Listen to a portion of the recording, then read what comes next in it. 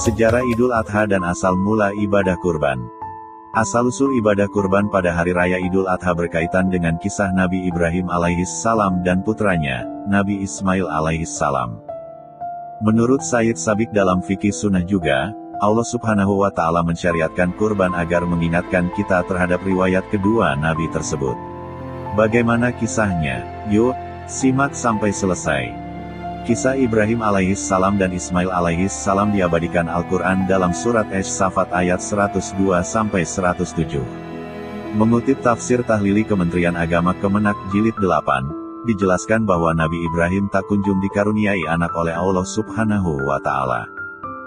Di usianya yang tak lagi muda, barulah dia menganugerahkan Ibrahim alaihissalam dengan putra pertamanya yang soleh lagi penyabar.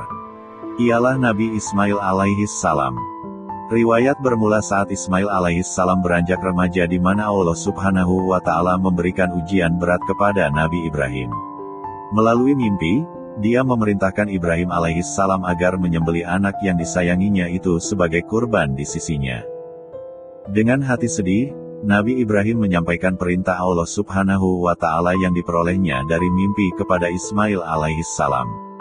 Lantas, Ibrahim alaihissalam meminta pendapat putranya mengenai titah tersebut. Dengan kerendahan hati, Nabi Ismail mengatakan kepada ayahnya agar melaksanakan apa yang diperintahkan Allah subhanahu wa ta'ala kepadanya.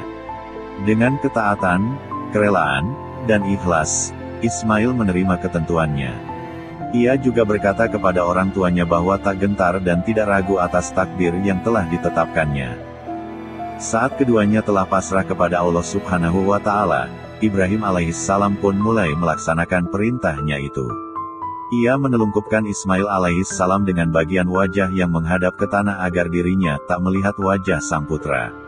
Demikian agar perintahnya dapat ia selesaikan dengan cepat. Ketika Nabi Ibrahim mulai menghunuskan pisaunya untuk menyembelih Ismail alaihissalam, tiba-tiba terdengar seruan yang menyampaikan bahwa ia telah melaksanakan perintahnya. Dirinya yang membaringkan anaknya dan ketulusan hatinya untuk mengorbankan Nabi Ismail sudah terhitung ketaatan terhadap Tuhannya itu. Allah subhanahu wa ta'ala tidak benar-benar membiarkan Ismail alaihissalam untuk disembelih melainkan hanya untuk menguji ketakwaan dari kedua hambanya tersebut.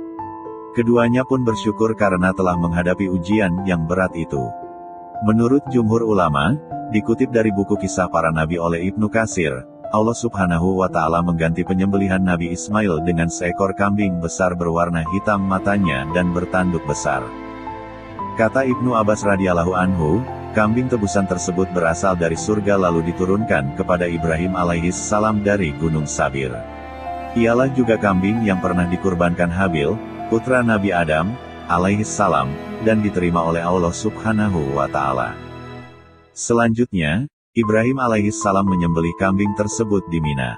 Lainnya menyebut Nabi Ibrahim kemudian menyembelih kambing itu di makam Ibrahim. Wallahu a'lam. Begitulah sekelumit kisah tentang Idul Adha. Terima kasih telah menyimak kisah tentang sejarah Idul Adha. Wassalam.